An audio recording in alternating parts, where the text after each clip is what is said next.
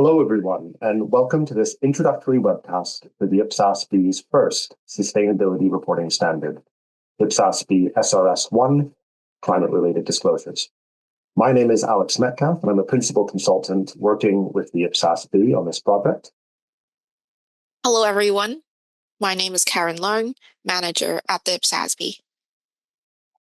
And alongside the launch of the standard, we also have available, alongside this webcast, the at-a-glance document to help users and preparers with engaging with the new standard. And I'm really pleased to share with you today that we'll be taking you through three different elements in sharing the latest aspects of this standard. So first, Karen will be taking us through a project overview and giving you a useful background that led to the launch of the standard and its final approval with the IPSAS board. We'll then dive into IPSASB SRS 1 itself and go through some core elements of the new standard.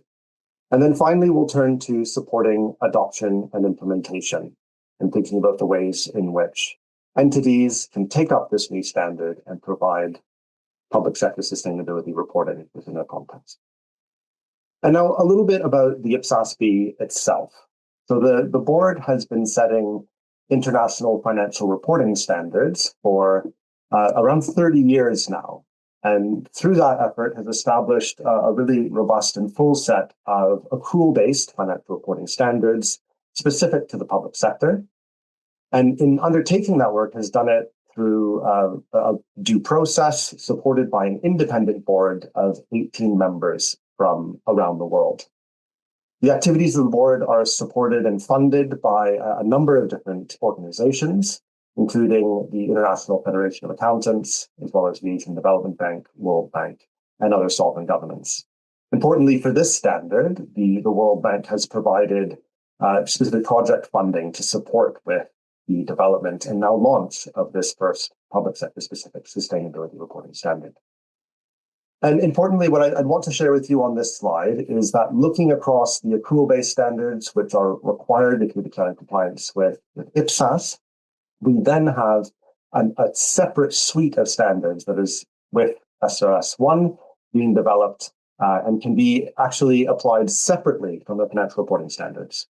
So an entity could be applying these accrual-based standards as well as IPSASB SRS, or they could be, for example, on a cash or a personal cash basis, not making use of the accrual-based IPSAS, and could then turn to IPSASB SRS. So these are seen as a separate suite of standards that we're sharing with you today.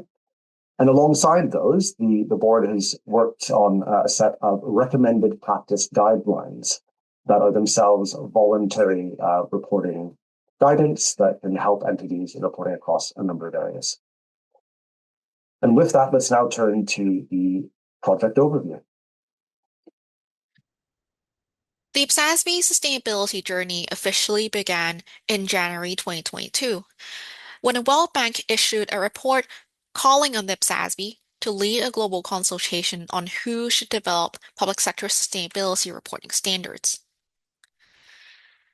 The IPSASB answered the World Bank's call in May 2022 and put out a global consultation proposing that the IPSASB should lead the development of sustainability reporting standards for the public sector. The IPSASB also proposed that the first projects should be on climate-related disclosures and general disclosure requirements. And third, because of the urgency of the topic, that this guidance should be developed as soon as possible. And in response to the consultation, the IPSASB saw strong support from its constituents and heard three key messages.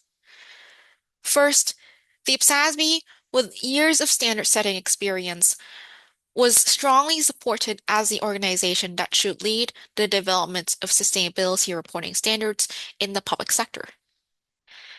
Second, our constituents informed the IPSASB that the private sector has developed strong principles that should be used in developing public sector sustainability standards where appropriate. However, constituents also emphasized that the public sector can't rely solely on private sector guidance. And in developing this public sector sustainability reporting standards, the IPSASB should also consider unique public sector specific activities. As informed by responses to the consultation paper as well, the IPSASB communicated 3 priority projects for research and development, and within these were informed by constituents that climate was the #1 priority for the IPSASB to focus its work on. And therefore, the IPSASB moved forward with climate-related disclosures as the first project in developing its suite of IPSASB SRS standards. As part of developing this first standard on climate-related disclosures for the public sector, between 2023 and 2024, the IPSASB decided to leverage private sector standards to the extent appropriate. So drawing from the IFSB's global baseline, primarily from IFRS S2 climate-related disclosures, while incorporating the multi-stakeholder approach from the GRI standards.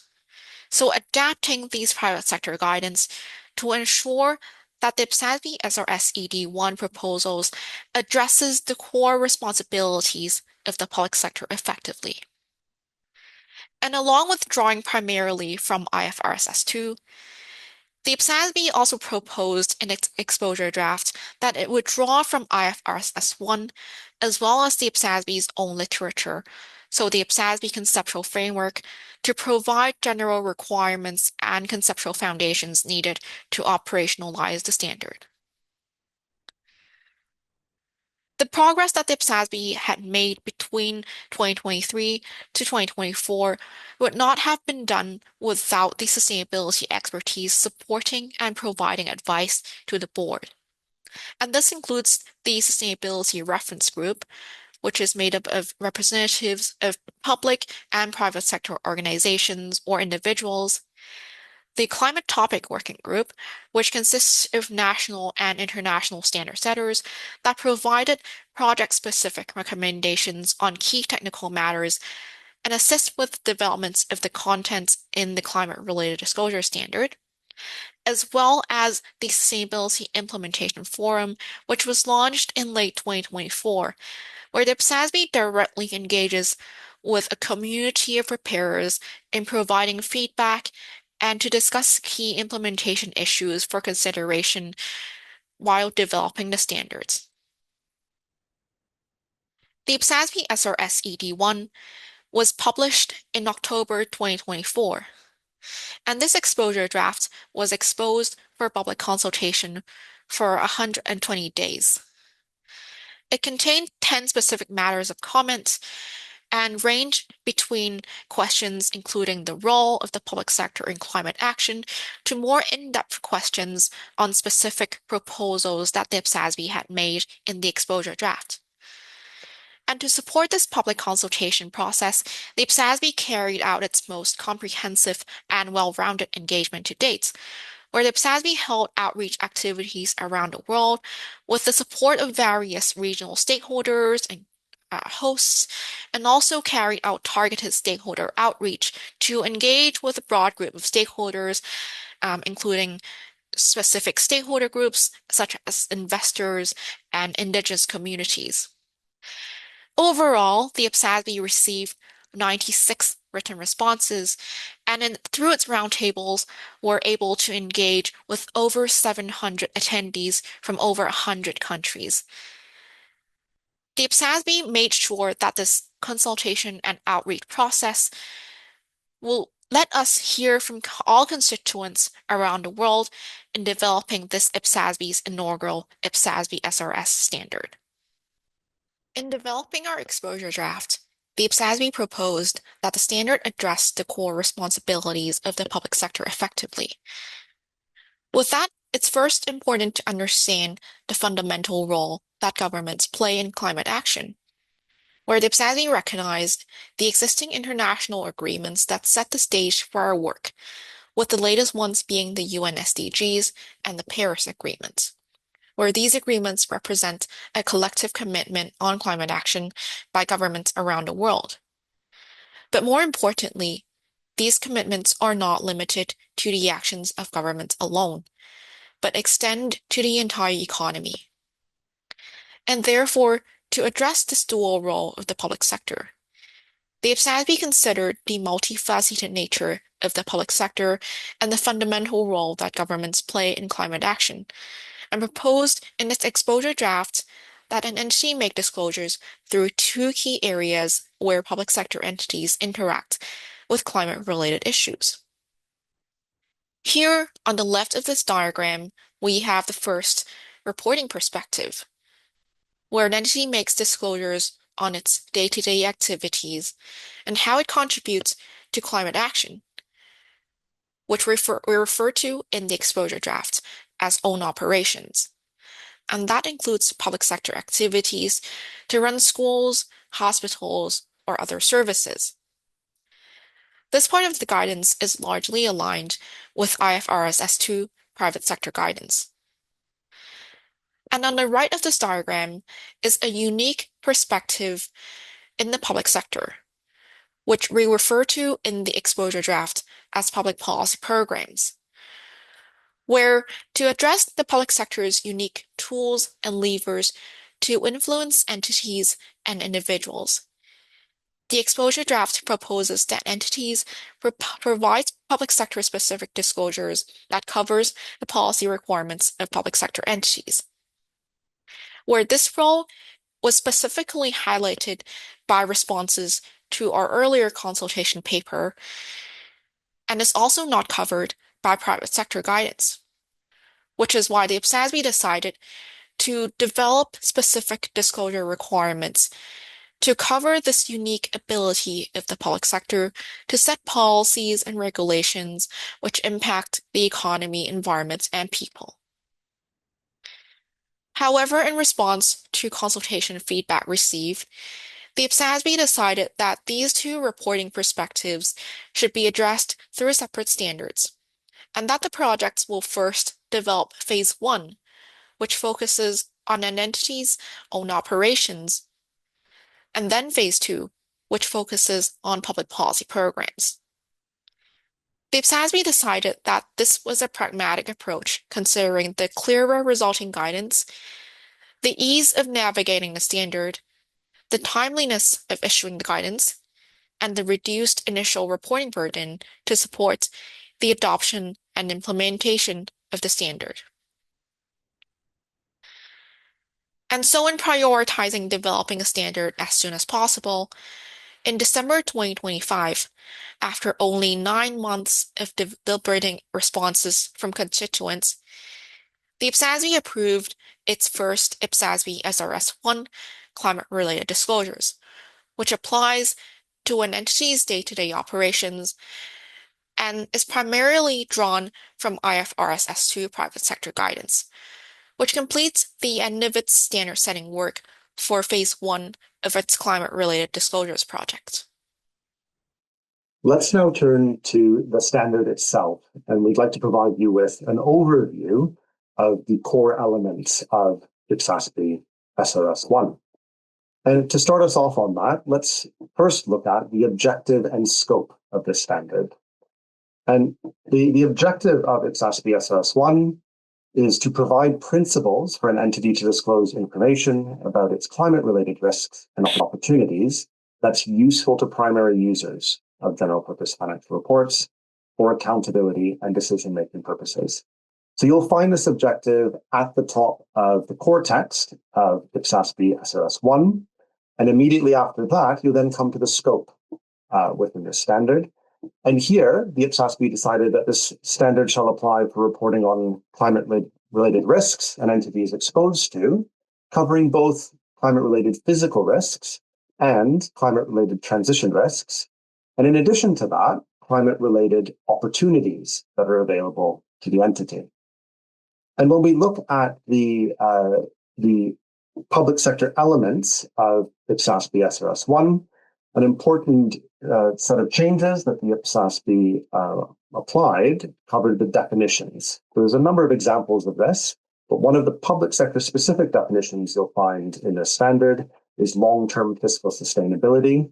Another example of that would be the operational model that the entity makes use of.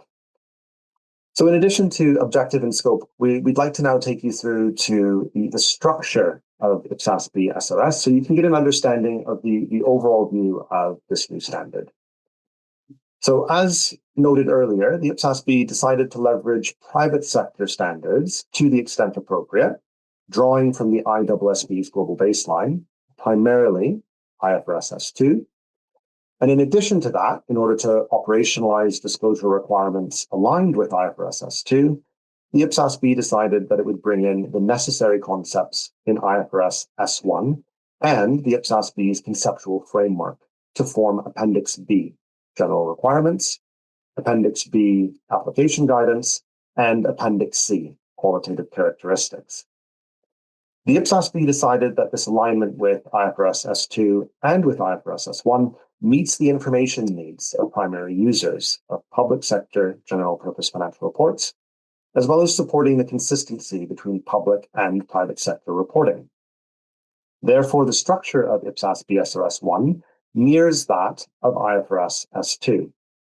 So you'll find core text of the standard provides disclosures relating to the 4 TCFD pillars of governance, strategy, risk management, metrics, and targets. There's also the application guidance, which provides disclosure requirements and guidance specific to the day-to-day activities of the entity.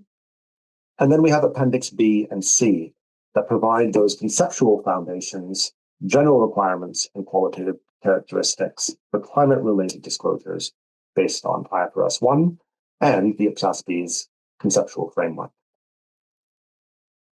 Next, this slide on the overview of the disclosure requirements will help us in getting to some more detail within the standard. And the disclosures in IPSASB SRS1 provide information about the climate-related risks and opportunities that could affect the entity's day-to-day activities, and is expected to be applicable to all of the public sector entities and their various service delivery activities. And this could be running schools or hospitals. You could actually be running an individual office of a regulator, for example, or even a policy design function in terms of the offices and day-to-day activities of running that policy shop. Now, the right side of the slide provides a high-level overview of the proposed disclosure requirements that are aligned with IFRS S2 across the 4 pillars that we've mentioned to you. So here under governance, these relate to disclosures on the oversight and management that will have the responsibility of monitoring, managing, and overseeing climate-related risks and opportunities for the entity.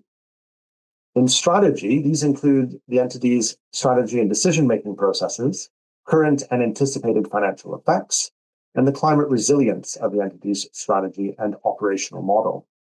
Within the strategy pillar, you'll also find the requirements around undertaking your assessment of the future of that entity, specifically looking at scenario analysis. And if we turn to risk management as the third pillar within TCFD, these look at the entity's risk management processes and policies to identify, assess, prioritize, and manage climate-related risks and opportunities. And then finally, we have disclosures under the metrics and targets pillar, where the entity is then required to disclose scope 1, 2, and 3 GHG emissions based on the GHG protocol or another established methodology. And there's also other sets of metrics and targets that you'll find in there. If we turn to the next slide, there's a useful overview for us here, looking at the extent of IFRS S2 alignment compared to our new standard, IPSASB SRS1. And if you look through the center of this slide, what you'll see here are some of the core elements that are the same between IFRS S2 and the latest standard of IPSASB SRS1. So they're both focused on climate-related disclosures, make use of the TCFD framework, provide information in their general purpose financial reports. The objective is to then enhance transparency, as well as providing information to primary users across scopes 1, 2, and 3 GHG emissions. But if we look on the left-hand side, these are some of the private sector elements that you'll find within IFRS S2, where the disclosures here are instead designed to meet the information needs of the investor community Of course, you'll find private sector terminology throughout IFRS S2, and there's the requirement to report on the GHG protocol, except for jurisdictional and exchange requirements that can allow for some variation there. And in comparison, if we look at the public sector side, which is then on the right-hand side of this slide, we see that IPSASB SRS1 is designed to address a broader stakeholder need. So we're looking here across service recipients and resource providers as the primary users, as articulated within IPSASB's conceptual framework. There are a variety of public sector terminology and adaptations that you'll find within IPSASB SRS1, with the definitions quite far up front within the standards. You'll be able to see those early on as you make your way through. And of course, actually, when we turn to the GHG protocol, here the IPSASB made the decision to provide a rebuttable presumption. So the expectation is that entities would be using the GHG protocol unless they make use of this rebuttable presumption for another methodology in then measuring and providing their scopes 1, 2, and 3 GHG emissions. Another key element of IPSASB SRS1 is the general requirements that provide essential principles for the preparation of climate-related disclosures, and ensuring that information in climate-related disclosures is useful to primary users of general-purpose financial reports, where reporting for climate-related disclosures should be provided at by the same reporting entity as the related financial statements. So that's what you'll see in the middle on the right-hand side here, that we're looking to the same reporting entity. And we also expect that these climate-related disclosures should be disclosed within an entity's general-purpose financial reports, and they should be reported at the same time. An entity shall also provide information that enables primary users to understand the connections between different sets of information, including between their climate-related disclosures and between the financial statements and across other general-purpose financial reports. Of course, another overarching conceptual foundation within this guidance is materiality. The entities should provide disclosure of information that is material to their primary users.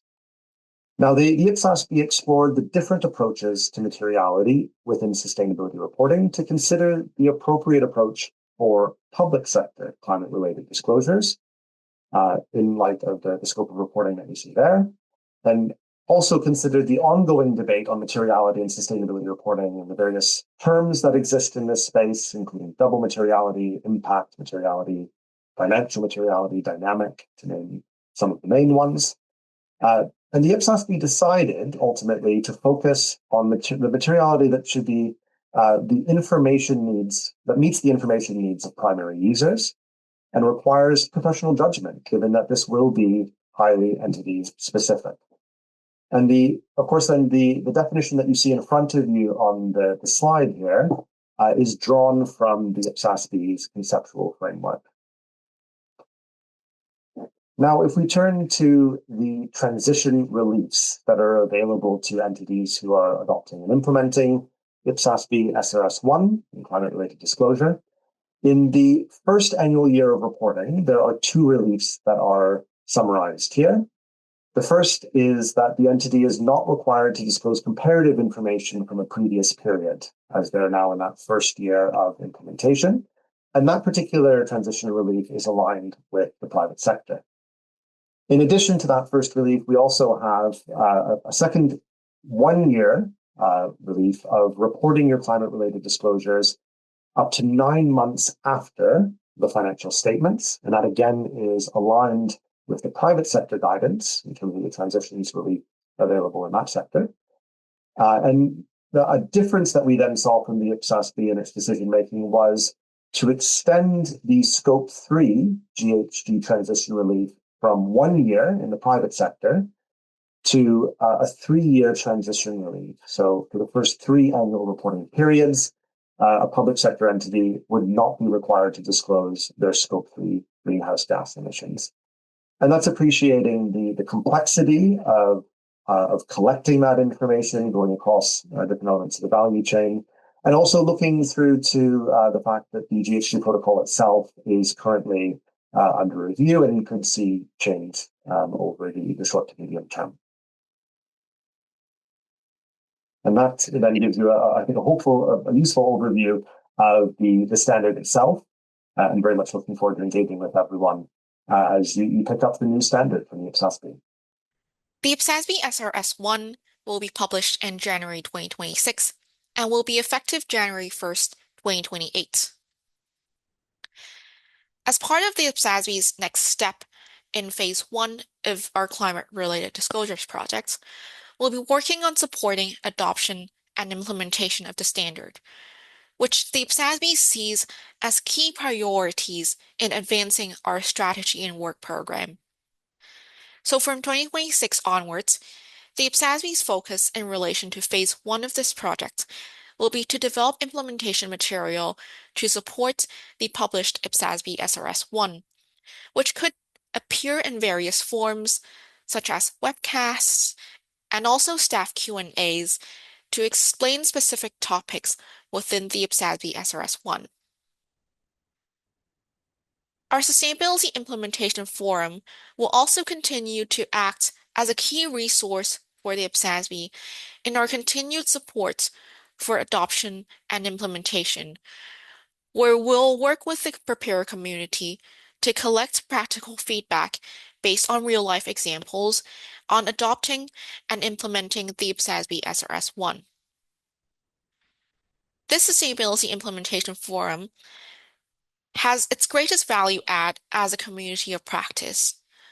So it's a collaborative and global platform that the IPSASB sees will continue to empower public sector entities not only to lead on the adoption and implementation of the IPSASB SRS 1, but also to inform the IPSASB's future work in developing its suite of IPSASB SRS standards. So if you are a preparer listening to this webcast and interested in joining the Sustainability Implementation Forum, either as an implementation leader or even as an observer, please get in touch with us. We do want to hear from you. Thank you for listening to this webcast on the IPSASB SRS 1 climate-related disclosures. You can find further information and stay up to date on this project and the work of the IPSASB by registering on the IPSASB website or following us on LinkedIn or YouTube. Thank you again.